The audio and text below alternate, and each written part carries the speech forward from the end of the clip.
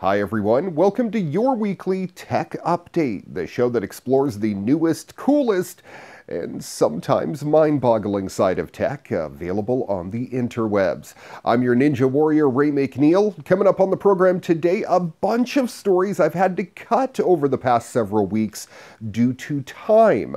I've compiled them all for you, and I'm going to serve them up on a nice little half-an-hour platter for your enjoyment.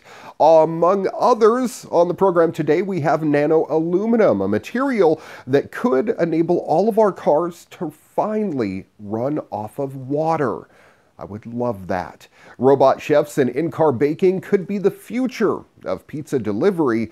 And in this week's What The, a group of geniuses record themselves stealing from 7-Eleven and then post it all over social media. Yep, a bunch of bright ones. I'll tell you about them and much more coming up on your weekly Tech Update next.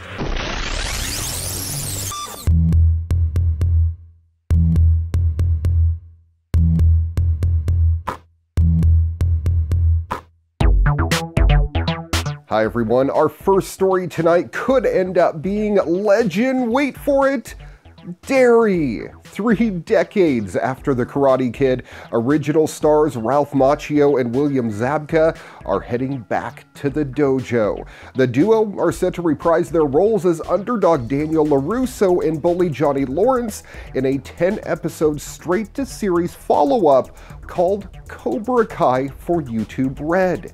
The series, set to bow in 2018, is set 30 years after the events of the '84 All-Valley Karate Tournament and revolves around a down-and-out Johnny who's seeking redemption. He reopens the infamous Cobra Kai dojo, and it reignites his rivalry with a now successful Daniel, who has been struggling to maintain balance in his life without the guidance of his mentor, Mr. Miyagi. It sounds pretty cool, actually.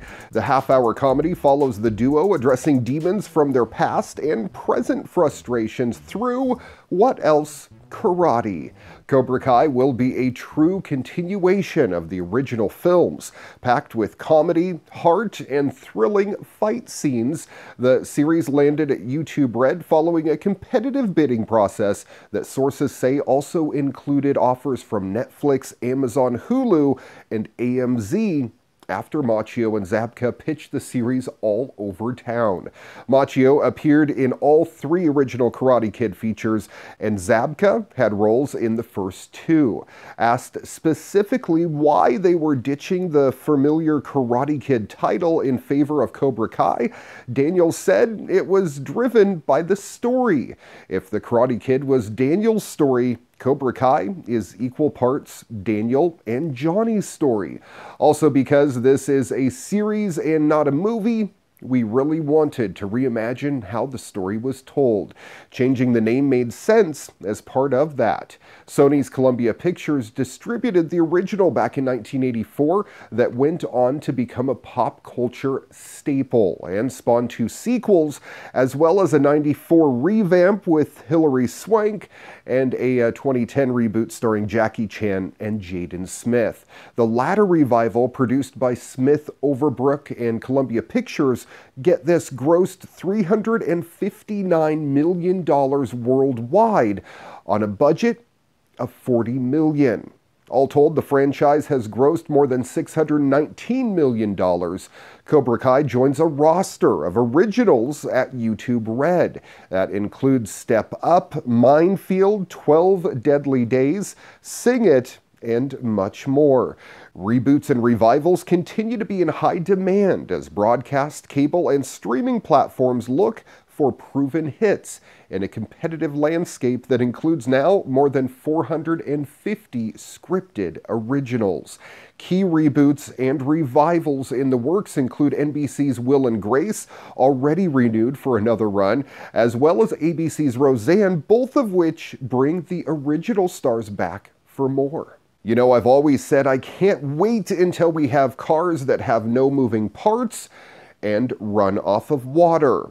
And the latter might be very close to reality. The accidental discovery of a novel aluminum alloy that reacts with water in a highly unusual way may be the first step in reviving the struggling hydrogen economy. It could offer a convenient and portable source of hydrogen for fuel cells and other applications, potentially transforming the energy market and providing an alternative to batteries and even liquid fuels. The discovery came back in January. That's when researchers at the U.S. Army Research Laboratory at Aberdeen Proving Ground, Maryland, were working on a new high-strength alloy. That came from physicist Anit Giri. When they poured water on it during routine testing, it started bubbling as it gave off hydrogen. It doesn't normally happen to aluminum. Usually, when exposed to water, it quickly oxidizes, forming a kind of protective barrier that puts a stop to any further reaction. But this alloy just kept on reacting. The team had stumbled across the solution to a decades-old problem. Hydrogen has long been touted as a clean, green fuel, but it's difficult to store and move around because of the bulk. The problem with hydrogen is always transportation and pressurization, says Giri. If aluminum could be made to effectively react with water, it would need hydrogen on demand. Unlike hydrogen, aluminum and water are easy to carry and both are stable, but previous attempts to drive the reaction required high temperatures or a catalyst of some kind and were slow. Obtaining the hydrogen took hours and was around 50% efficient. The new alloy, which the team is in the process of patenting, is made of a dense powder of micron-scale grains of aluminum and one or more other metals arranged in a particular nanostructure. Adding water to the mix produces aluminum oxide or hydroxide and hydrogen, and lots of it. Ours does it to nearly 100% efficiency in less than 3 minutes, says team leader Scott Grendel. Moreover, the new material offers at least an order of magnitude more energy than lithium batteries of the same weight. And unlike batteries, it can remain stable and ready for use indefinitely. The Army team has used the material to power a small radio-controlled tank now. Grendel doesn't see any practical issues with scaling up production to produce hundreds of tons of the stuff, as it can be made from scrap aluminum, which is relatively cheap. The new material could power everything from laptops to buses and cars. If it does pan out, the powder could also be used as the raw material for 3D printing. The researchers have put forward proposals now being considered by the Army for small air or ground robots that use their own structure as fuel. How awesome would that be?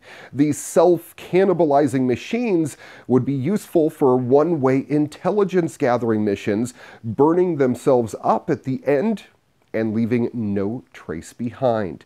The possibilities are truly endless.